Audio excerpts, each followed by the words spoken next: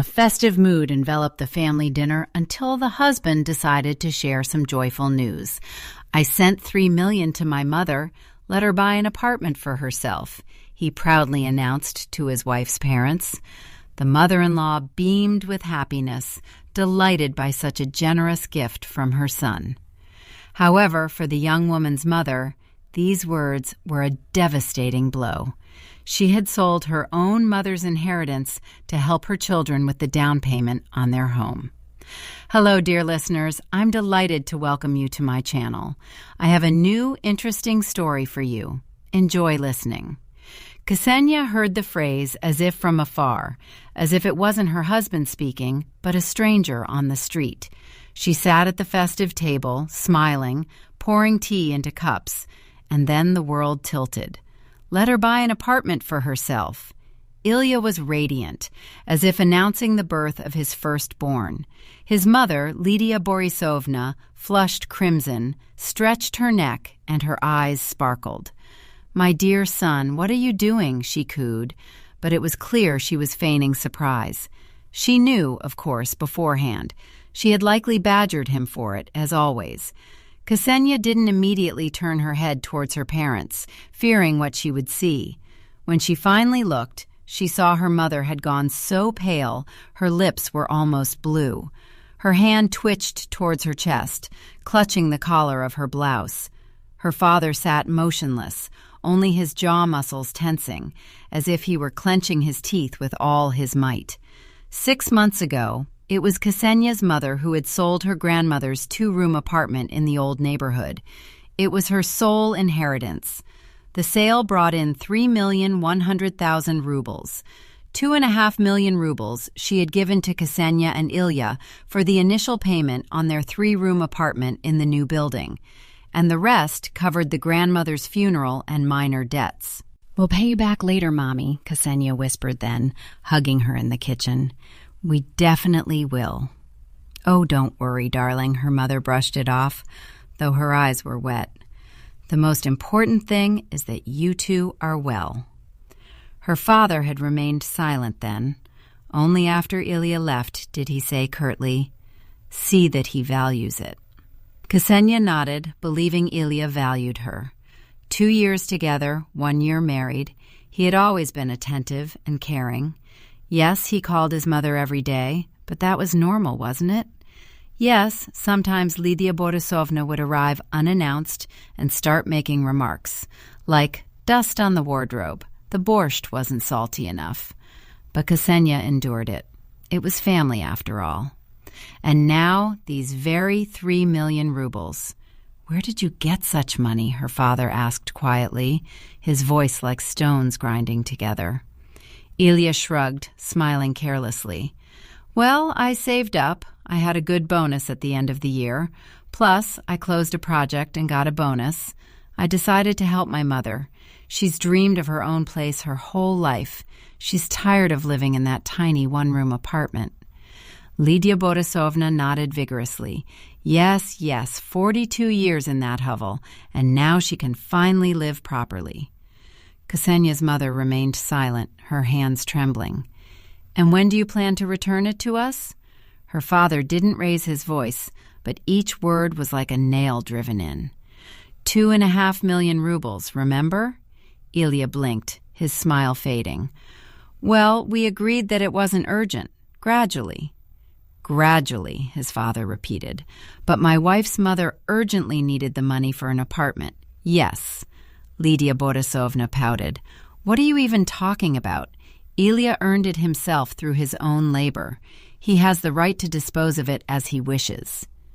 "Earned it." Her father gave a crooked smile. "From the money that isn't going towards the mortgage, because we made the down payment. Convenient, isn't it?" Ksenia sat there, her insides clenching. She wanted to say something, but her throat felt constricted. Ilya nervously rubbed his face. "Listen, don't make a fuss here. This is family. We'll pay it all back, I promise." When her father looked at him point blank, well, in a year or 2, maybe 3. Her father stood up slowly, unhurriedly, as if measuring each movement. Her mother reached out to him fearfully, but he gently removed her hand. "Get ready, Tanya," he told his wife. "Let's go home." "Dad," Ksenia began, but he raised his hand. "Daughter, I don't blame you. You probably just found out yourself." He looked at Ilya with a long, heavy gaze. "But I'll tell you this. If you haven't returned at least half by summer, I'm going to court. We have a promissory note for the debt repayment." Ilya turned pale. "What promissory note? We're family." "There's a promissory note." Her father took a folded sheet from his inner jacket pocket. "You signed it when you took the money. 2,500,000 rubles. The repayment term is 2 years. You still have a year and a half. But I won't wait. By summer, I expect at least half back. Otherwise, court, account freezes, property inventory. We'll see how your mother lives then." Lydia Borisovna jumped up, gasping with indignation. "How dare you?" Her father didn't even glance at her. He handed her mother's coat, putting an arm around her shoulders. Her mother was still pale, her hands trembling. Her father kissed Ksenia on the crown of her head. "Think about everything, daughter. Think very carefully."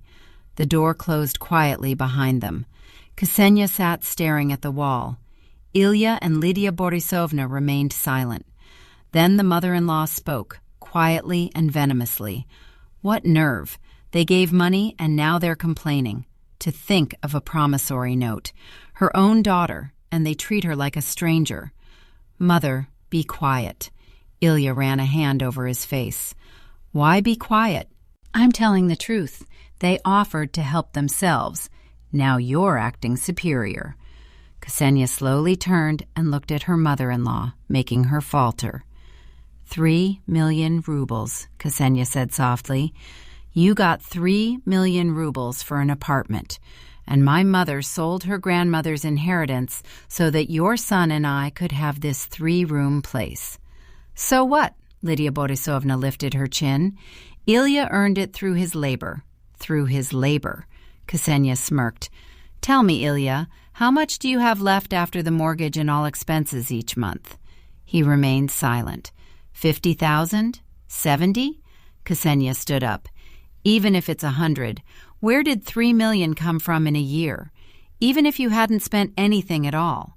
"There were bonuses." "Bonuses?" She laughed bitterly. "Last year's bonus was 120,000. You told me yourself. You were happy. A project bonus of 80,000. I remember everything. Where did the money come from, Ilya?" He looked away. "I saved up. Ksenia stepped closer. "And for the fur coat I wanted for 3 years, you said, 'Too expensive, we'll buy it later.' And for a vacation to Sochi? 'Let's go next year, we can't afford it now.' But for your mother, 3 million rubles for an apartment? Just like that?" Lydia Borisovna jumped up. "How dare you speak to your husband like that? He has the right to help his mother. He does." Ksenia turned to her. "Only not with the money that was left over, because my parents made the down payment. Not with the money that he and I earned together. That's his salary. And mine, too." Ksenia worked as a manager in a trading company, earning 70,000 rubles.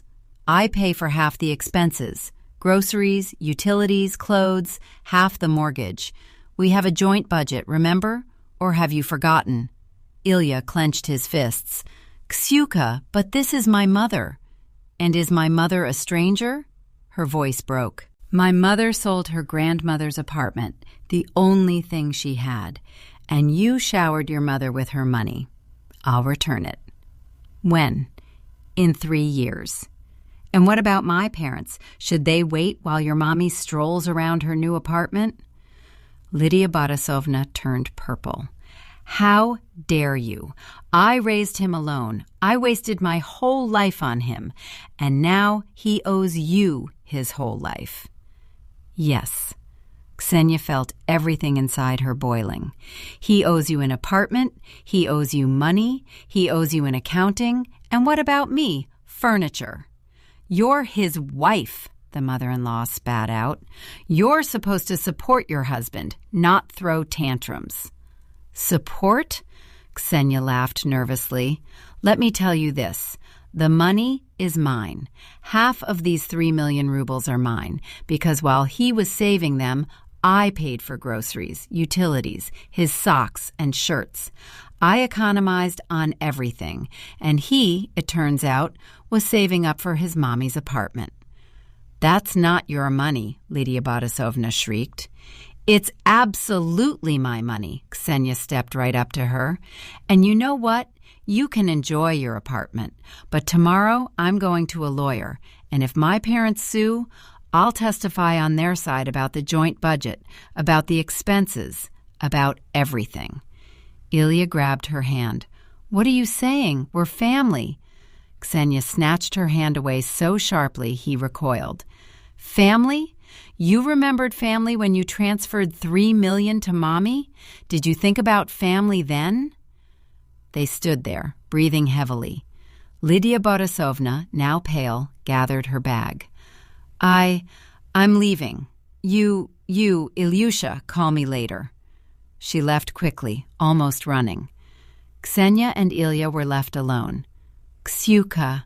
He tried to hug her, but she pulled away. I'm sorry, I really wanted to help my mom. She did so much for me. And my parents, what did they do? Ksenia felt tears welling up, but held them back. They gave us 2.5 million rubles without interest, just like that, because they believed in you. I'll return it. When, Ilya, when? He was silent. That's what I don't know either. Ksenia walked into the bedroom and got a suitcase. I'm going to my parents. You're serious? As serious as can be. I'll live there until you pay them back every last kopeck. But that's years. Your problems, Ksenia. Ksenia stuffed things into the suitcase. Her hands trembled. You should have thought about it earlier. Ksyuka, don't. He tried to stop her, grabbing her shoulder. She spun around and slapped him. Not hard, but loud. Don't touch me. He froze, holding his cheek. Ksenia packed the essentials, closed the suitcase. I'll come for the rest tomorrow when you're not here. I'll leave the keys on the table. You're just throwing me away like that. It's not me throwing you away. She looked him in the eye. It's you who betrayed us, me and my parents. The door closed quietly behind her, just as it had for her parents. Ilya was left alone in the apartment, in that 3-room place bought with his mother's money. Ksenia arrived at her parents' late that evening. Her mother opened the door, saw the suitcase, and burst into tears immediately. She hugged her daughter, stroked her head, whispering, "It's okay, darling, it's okay." Her father sat in the kitchen drinking tea. When Ksenia entered, he nodded. You did the right thing. She sat opposite him, and then the tears finally flowed. She sobbed into her hands, no longer holding back. Her father remained silent, just placed his hand on her shoulder, heavy and warm. Am I a fool? Yes, Ksenia sobbed. I didn't see that he wasn't a fool. Her father shook his head. You were in love. Those are different things. What do we do now? This is what we do. Her father took out his phone and opened the calculator. Tomorrow I'm filing a lawsuit for debt recovery. We have the promissory note. Everything is clear. The court will take about 3 to 4 months, then enforcement proceedings. If he doesn't pay voluntarily, bailiffs will freeze his accounts. But that's his salary. They can't freeze his entire salary, only up to 50%. But the rest of his accounts, his deposits certainly, and if it turns out he transferred the money to his mother to avoid repayment, they can contest that too. Seriously? Ksenia raised her head. Seriously? It's called a fictitious transaction with the aim of evading obligations. If we prove that he intentionally moved assets, the court can order his mother to return the money or seize her new apartment. Ksenia wiped away her tears. Something tightened inside her, but no longer from pain. It was from cold, clear anger. File it, she said softly. I'll be a witness. I'll tell them everything about the joint budget, about how I paid for half the expenses.